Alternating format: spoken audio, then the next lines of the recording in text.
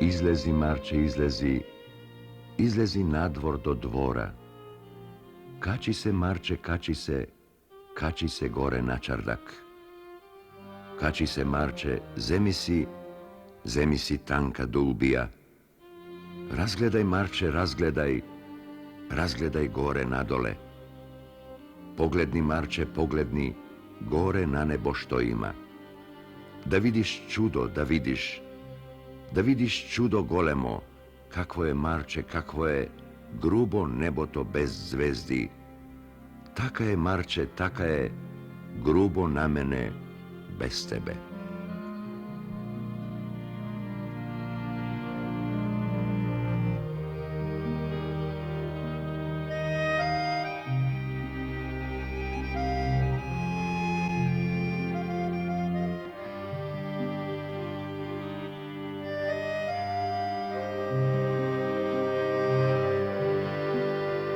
Da se zborува za ambijent, za prostor i sredina na našите gradbi, во кој се уште е зачувана старата македонска архитектура, не може без да се вклопи човекот како мерило, како интегрален дел на сите вредности.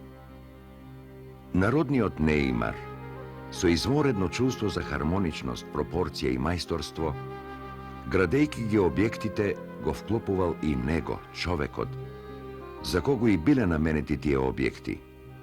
За човекот кој треба да живее во нив, да се движи. За човекот кој ќе ги оживее каменот и дрвото, тие прастари материјали за градба.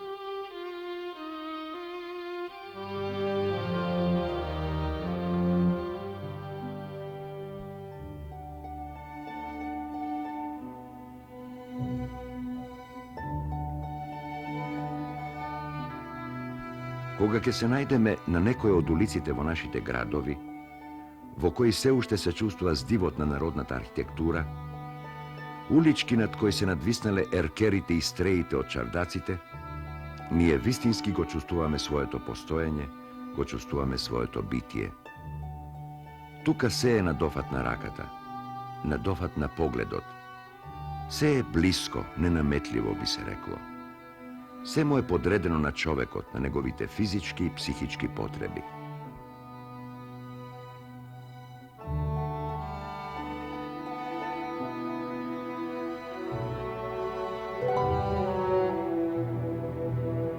Денес, во ерата на современата интензивна урбанизација, кога бетонските облакодери никнат како печурки под дож, поимот човек речиси е изгубен, односно подреден е на стравотниот налет на техничкиот прогрес.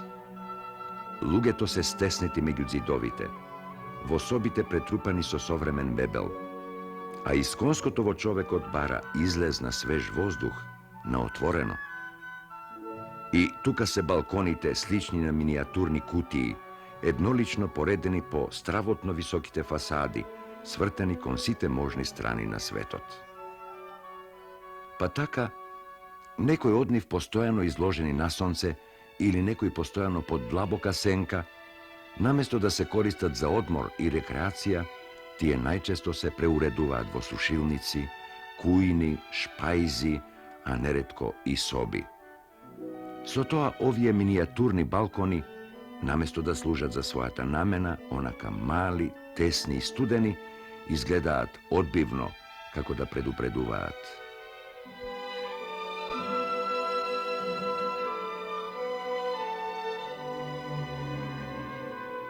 А нашиот татко, нашиот дедо, своето живење, своето постоење знаел да го направи поудобно, поубаво, наоѓајќи за тоа елементи од самата природа koja mu go nudi besplatno i во изобилство.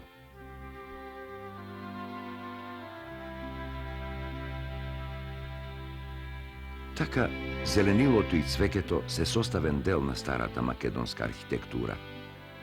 Тоа е како украсна круна, како ореол кој го краси студениот и сив камен, надопомнувајќи ја убавината на белите ѕидни површини и темното, патинирано дрво на первазите и стреите. Сиве овие вредности формирале еден пријатен амбиент. Амбиент во кој човекот може да живее и да ужива. Амбиент во кој е остварена извонредна синтеза на природните материјали за градење и самата природа.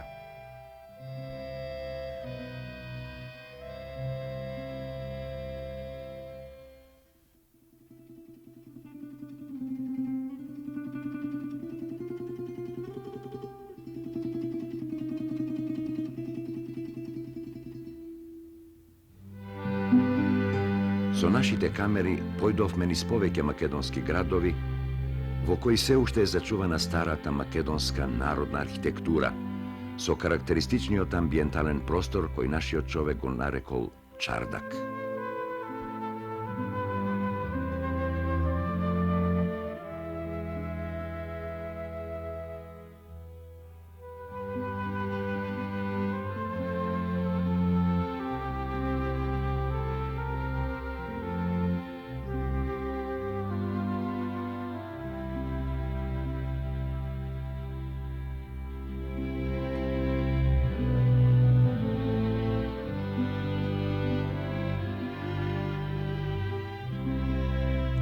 Самиот збор чардак има персиско потекло и означува покрив на 4 столба.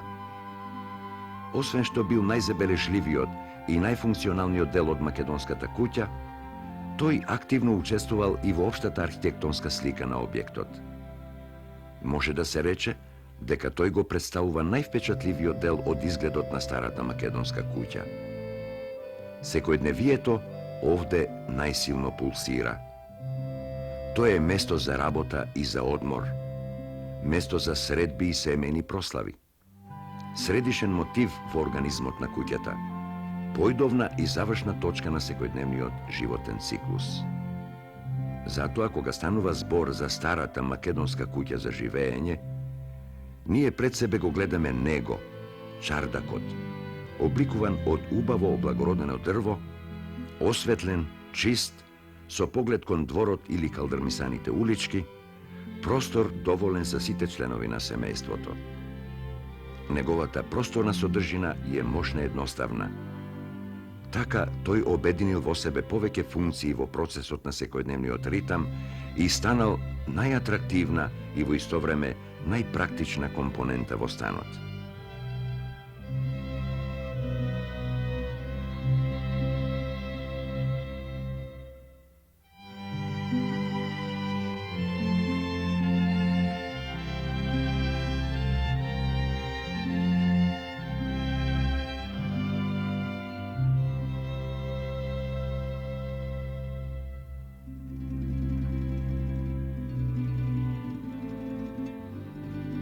За мене чардакот значи големо задоволство, затоа што ја не излагам нигде.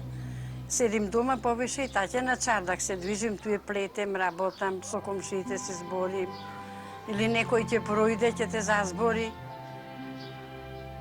Стварно е тешко задржување, големи чардаци са 2, али за мене е добро. Тоа ми чини задоволство, што ми е надор убаво, еферично ми е. Собете ќе служимо само за одмор, за ако дојде некој за интимно, некој муабет ако има. Унутра ќе се избора, а инако све надвор. Смо надвор си јадемо, готвимо, све надвор. Имам 4 сина, синовите сакаа станови, 2 веќе ми има. 2 ми се беќари. Изгледа отежнуване се жена заради чардаци, не да се не по чардаци, по слабице, не се бора со метле. Да мене ми јарно, они не сакаа стан, ја не икем си сакам овде и таче. А овдека са по цело лето сите се бера. Едни од карта игра со другари на чардак, другиот од лов дошав овде се бере, треќиот риболов люби, све овде ќе се собера на Теферич.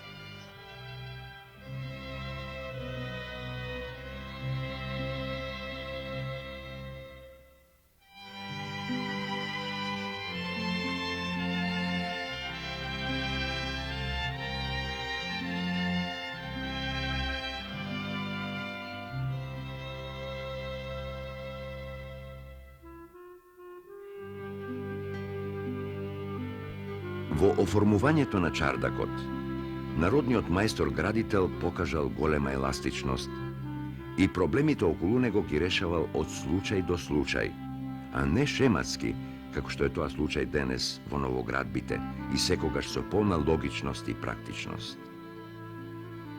Мораме да речеме дека за старите градители ликовната експресија на овој простор секогаш имала примарно значење. Така, зависно од климатските услови, чардакот се појавувал како отворен или затворен простор.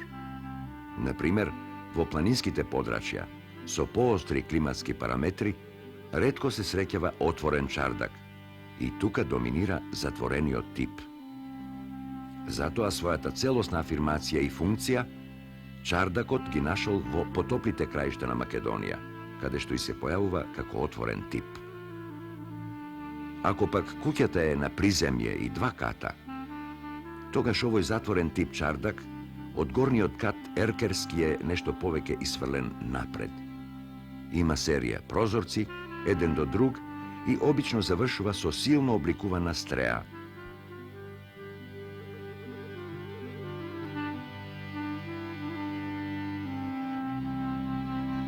И овој тип најчесто се среќава во дебарската куќа.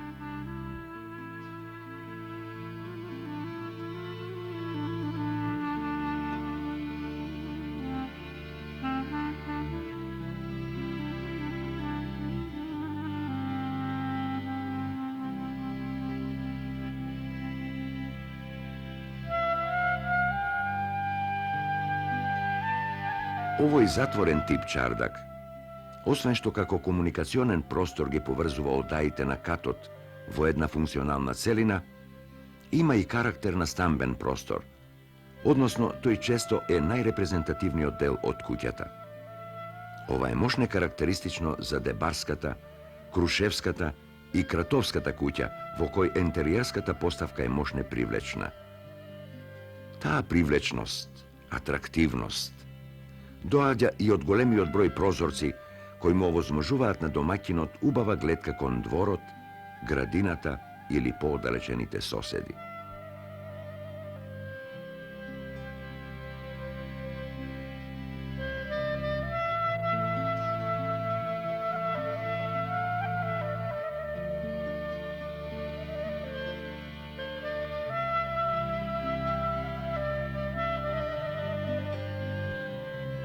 Убавината на овие чардаци се надополнува и со дрвените скали кои водат до горните катови, а кои се рустично обработени. Потоа миндерите, вградените мусандри и пред се богато украсените тавани.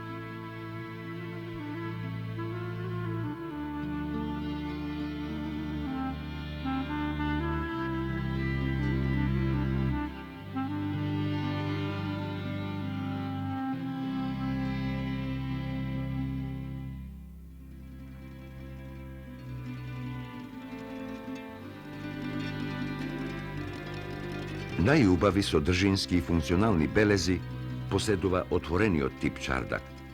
Тука, во составот на куќата, тој доминира како по површина, така и по волумен.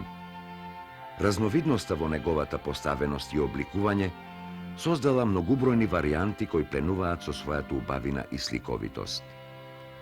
Овие чардаци исто така ги среќаваме како на едно ниво, така и на полунивоа, со што се создала изворена динамична развижданост на нивниот простор со богати ликовни валери. Особено убави примероци на овој тип чардаци ни даваат куќите во Битола, во Струмица, во Штип, како и во Титов Велес. Например, во Титов Велешките куќи, тој максимално го оправдува своето постоење. Имено, стрмните позиции на градската агломерација овозможиле ретко убави гледки од позиција на чардакот. Овде просторот пред него се отворил со сета своја убавина.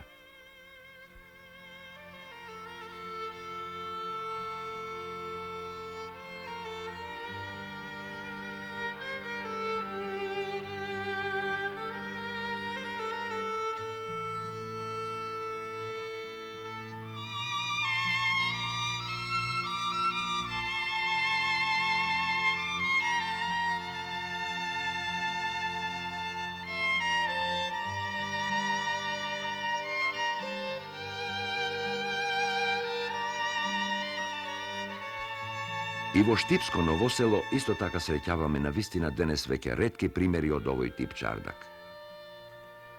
Овде, во малото од спротива, се наоѓаат 3 стари куќи поставени една до друга, така како да образуваат една китка од 3 убави цвета.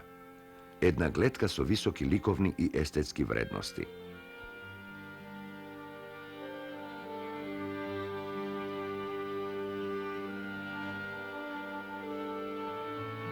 Овде чардакот ја зазел својата примарна улога, поврзувајќи го слободниот простор меѓу објектите во единствена целина со интимна и ликовна содржина.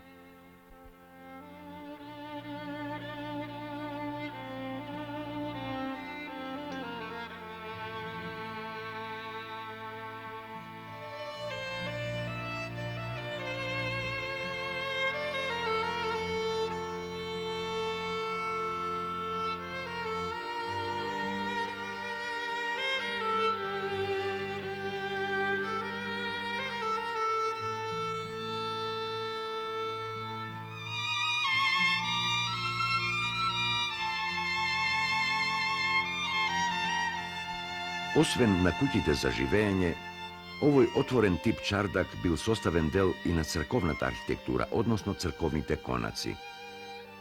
Можеме да речеме дека најубавите примероци од овој дел на објектите, од овој тип чардак, наоѓаме токму тука во манастирските комплекси. Впрочем, за тоа доволно зборуваат и овие кадри направени во манастирскиот комплекс Свети Јован Бигорски.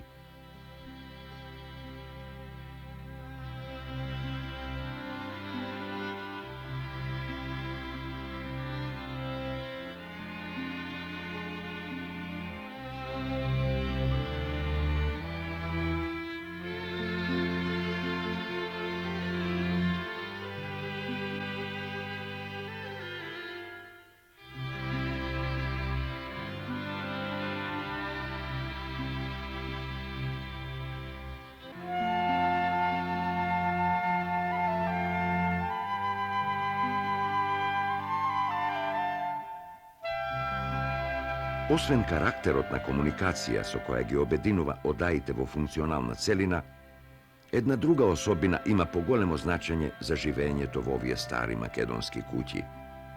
Тоа е неговата практичност како простор за работа, особено кога е во прашање селската куќа. Тука може да се готви, да се јаде, тука се ниже тутун, се ткае, се плете, се вршат многу домашни работи поврзани со потребите на куќата, односно на членовите на семејството. Тука, во летните горештини, се распостилаат меките постели и пријатно се спие. Прекуден се оддремува краткиот летен сон, се одмора, се пречекуваат гостите. Неговата поставеност е таква, што сонцето тука грее само во утринските часови, а потоа тој потонува во сенка, во ладовина, која се шири дури до другите одаи поврзани со него. Оваа куќа живееме 250 години. Куќата е направена 250 години. Тука 20 свадби се направени на вај чардак. И тука сам роден јазе 16 година. Имаше син, сино неки да живее бидејќи немало услови, стара била куќата, отиде у стан. Ако подобро му било тамо.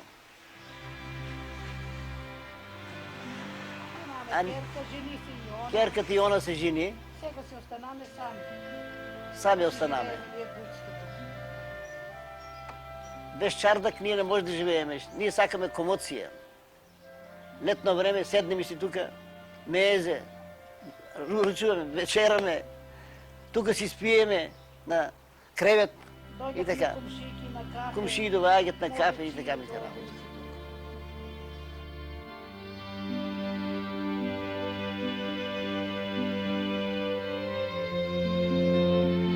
Може често среќаваме и чардаци, чиј под го менува нивото за 1, 2 или 3 скалила, со што се создаваат поиздигнати платформи, така наречени минсофи и ќошиња, кои внесуваат раздвиженост и живописност, место кое го мами човека за одмор. Контактот со воздухот и со сонцето со пријатниот амбиент во непоседната близина, како и со подалечната панорама, се големи привилегии што ги ужива човекот во старата македонска куќа.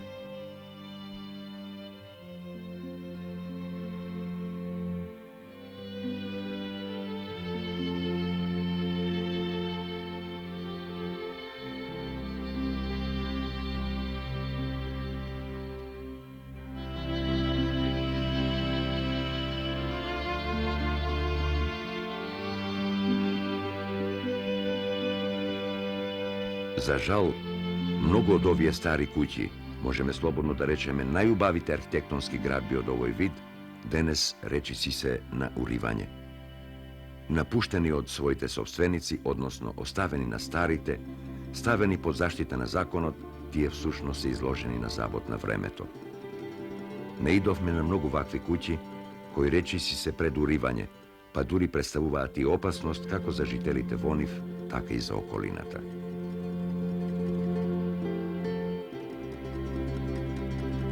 Јас сум Крушевчанка. Живеам у Крушево, родена, одрастена и остарена тука. Живеам во ова куќа више од 30 години. И сега куќата пропадната е сета. Куќата, чардакот, све не е способна за живот. Јас се најдов, ме обеќат општината, куќата ја има општината, нити стан ми дадат, нити па ја поправат. Врни на мене, грми, све што се вели, све на мене. И што можам да правам?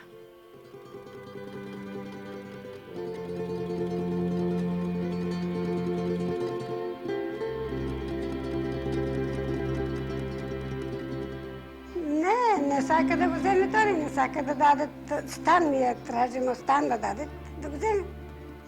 Они не сака да дадат. Викат, ние не можеме ни еден динар да дадем за куќата. Не дават. А куќата ќе се распадне и распадне најме, што ќе се распадне. Она е распаднена. Па може да има 35 години, како не лажат од Скопје заводо, ќе е поправени и така си тој останува.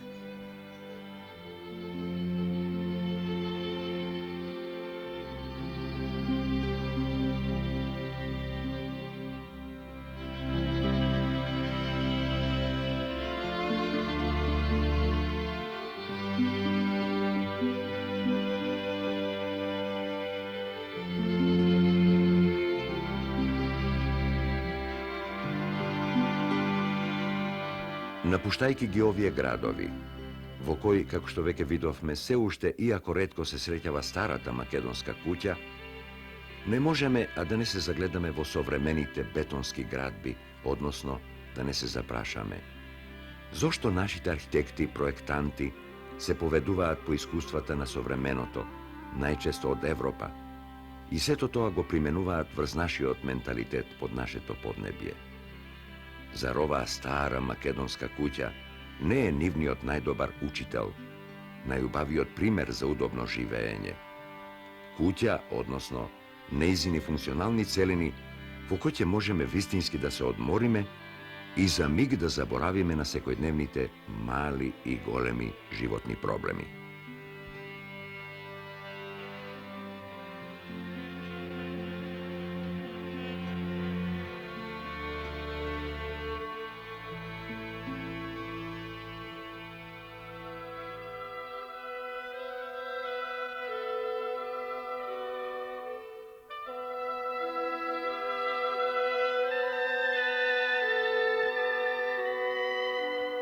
Девојко, девојко, црвено јаболко, изгорев за тебе како лен за вода, босилок за сенка, џунџуле за леса, каленфер за роса, турчин за кокошка, турчин за кокошка, јунак за девојка.